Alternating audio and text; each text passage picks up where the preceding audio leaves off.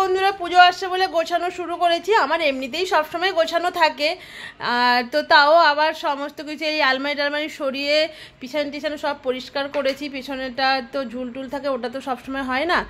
তো এগুলো এই রুমটা কিছু মানে বেশিরভাগটাই আমি কমপ্লিট করে নিয়েছি। তো আস্তে আস্তে করছি, কাছাকাছি কমপ্লিট করেছি। তারপরে এই ঘরে দেখো সব বিছানা টিছানা তুলে নিয়েছি। এখনও বিছানার চাদর পাতা হয়নি, পাতবো।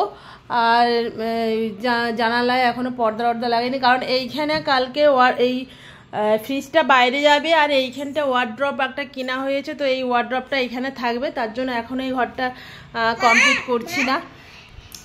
তো পুজোতে অনেক কিছু কিনেছি।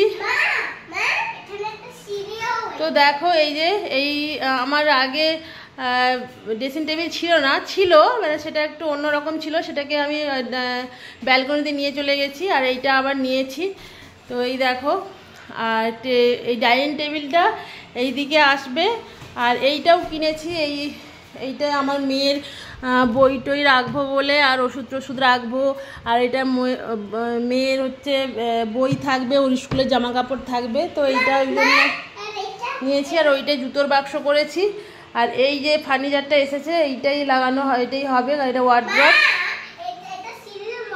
হ্যাঁ, এইটাই কালকে শেড হবে। এই ওয়ার্ড্রপটা এইখানে রাখার কথা ছিল, কিন্তু এখানে ধরবে না, অনেক বড় মানে 3 ডোরের, তো এটা ধরবে না, তাহলে আবার এইটা থাকবে না, ড্রেসিং টেবিলটা থাকবে না, তার জন্য ওইটা রুমে চলে যাবে।